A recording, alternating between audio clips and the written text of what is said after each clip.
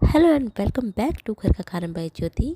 दोस्तों, आज मैं आपके लिए लेकर आई हूँ बहुत ही हेल्दी और बहुत ही टेस्टी रेसिपी। जी हाँ, जो कि मखानों से बनी है। गाइस, आप सबको तो पता ही होगा कि मखानों के कितने फ़ायदे होते हैं। जैसे कि इसमें न्यूट्रिशंस होता है, एंटीऑक्सीडेंट होता है और ब्लड शुगर लेवल को स्टेबलाइज करने में ये हेल्प करता है और भी काफ़ी सारे फ़ायदे होते हैं।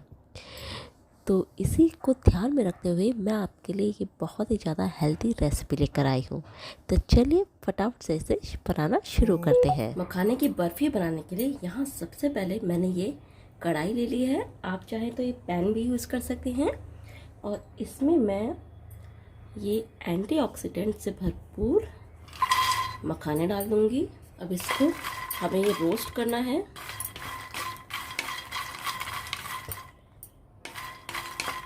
इसको हमें तब तक रोस्ट करना है जब तक ये थोड़े से क्रिस्पी नहीं हो जाते। आप अगर चाहें तो घी के साथ भी इसे रोस्ट कर सकते हैं, लेकिन मैं इसे ड्राई रोस्ट कर रही हूँ।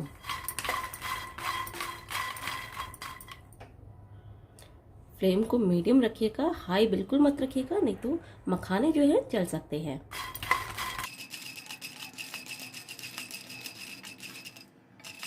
अब यहाँ मखाने भी रोस्ट हो गए हैं, तो चलिए चेक कर लेते हैं। ये देखिए, आप इसकी आवाज़ सुन सकते हैं।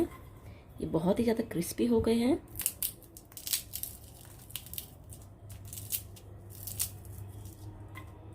ये इजीली टूट जा रहे हैं। तो मखाने हमें इसी तरह से रोस्ट करने हैं। और इस स्टेज में मैं यहाँ पर ये थाली ले ली है मैंने, इसमें मैं ये मखाने ट्रांसफ़र कर लूँगी। गैस को लो कर देते हैं। उस सेम पैन में मैंने यहाँ लिया है पीनट। ये भी बहुत ही ज़्यादा हेल्दी होते हैं। इसको भी मैं ड्राई रोस्ट कर दूँगी।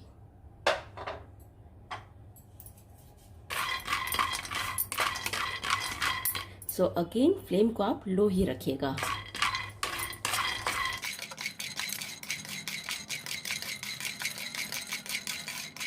जब इसमें से चटक की आवाज़ आ जाए तो दैट मीन्स कि मूंगफली जो ग्राउंडनट है वो रोस्ट हो चुकी है।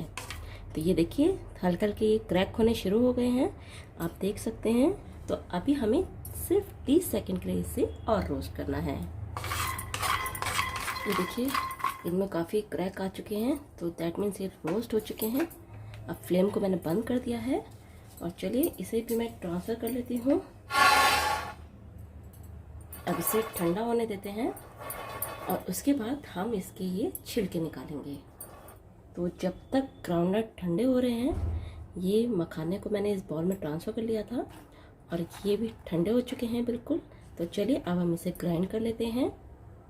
तो यहाँ मैंने ये जार ले लिया है, उसमें मैं मखाने को डाल दूँगी। चलिए अब मैं इसे ग्राइंड कर लेती हूँ। अब ये मैंने मखाने भी ग्राइंड कर लिए हैं। इसको एक बार सीव कर लेते हैं।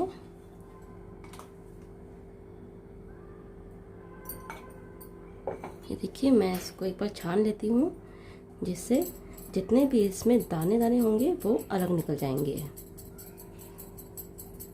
अब ये इतने दाने अलग निकल गए हैं, इसको मैं दोबारा से इसमें ग्राइंड कर लेती हूँ। अब ये देखिए, दूसरी बार का भी मैंने इसको पीस लिया है, इसको भी मैं स्ट्रेन कर लूँगी।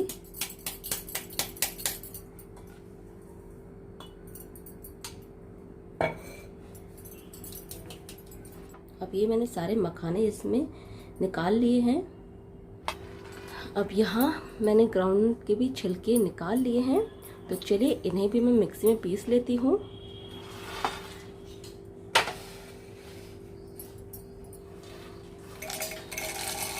पर इन्हें पीसते हुए ध्यान रखिएगा कि ज़्यादा देर तक हमें मिक्सी नहीं चलानी है, नहीं तो इसमें से ऑयल रिलीज़ हो सकता है। तो चलिए लेट्स ग्राइंड इट। अब यहाँ मैंने ये मूंगफली का भी पाउडर बना लिया है। तो चलिए इन्हें भी मैं मखाने के मिक्सचर के साथ निकाल लेती हूँ। तो मिक्सचर मैंने निकाल लिया है और इसमें बिल्कुल भी दाने नहीं हैं, ये अच्छे से पिस चुका है। तो चलिए अब नेक्स्ट स्टेप की तरफ बढ़ते हैं।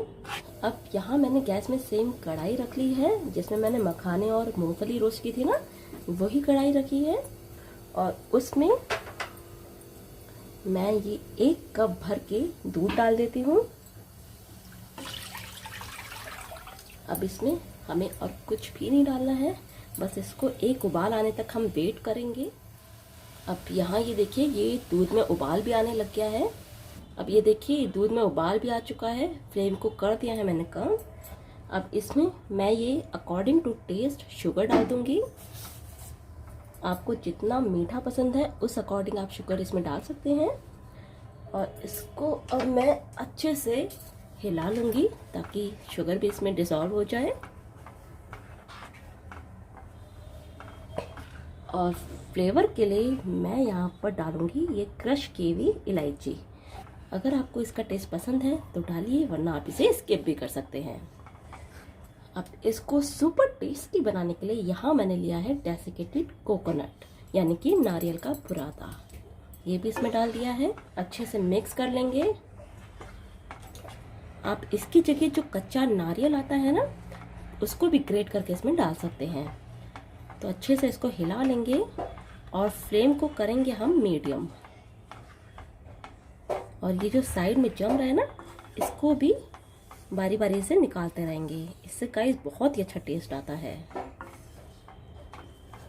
आप इसमें घर की बनी मलाई भी डाल सकते हैं। अब फ्लेम को कर दिया है मैंने लो। चीनी भी अच्छे से डिसॉल्व हो चुकी है। 30 सेकंड के लिए मैं इसे लो में ही रखूंगी और इसी तरह से पकने दूंगी। अब गाइस 30 सेकंड भी हो चुके हैं। तो ये जो मिक्सचर मैंने रेडी किया था मखाने और ग्राउंडनट का, इसे भी धीरे धीरे करके मैं इसमें डाल दूंगी। ध्यान रखिए, ये मिक्सचर हमें धीरे धीरे करके ही इसमें डालना है। एक साथ डालेंगे तो इसमें लम्स भी बन सकते हैं।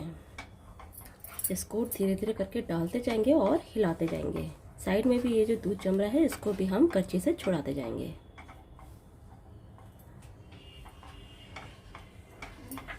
ये मैंने मिक्सचर को इसमें डाल दिया है और इसको अच्छे से हम इसे पका लेंगे। जब तक ये मिक्सचर गाढ़ा नहीं हो जाता है और पैन से छूटने नहीं लगता है, तब तक हम इसे लो टू मीडियम फ्लेम में हिलाते रहेंगे। लास्ट में शाइनिंग टेक्सचर लाने के लिए मैं इसमें डाल रही हूँ 1 स्पून घी। आप ये स्किप भी कर सकते हैं, पर घी से इसका टेस्ट बहुत ही ज़्यादा लाजवाब आता है। घी भी मैंने इसमें डाल दिया है। अच्छे से मिला लूँगी। अब ये मिक्सचर गाढ़ा हो रहा है। ये देखिए, ये धीरे धीरे पैन को छोड़ने भी लगा है। तो अब भी हमें इसे और पकाना होगा जब तक कि ये एक डो फॉर्म में नहीं आ जाता है। तो इसको हमें कंटिन्यूसली चलाते रहना है। अब यहाँ ये एक डो की फॉर्म में भी आ गया है और ये इजीली पैन से छूटने भी लग गया है। तो चलिए इस स्टेज में मैं यहाँ गैस को कर देती हूँ बंद।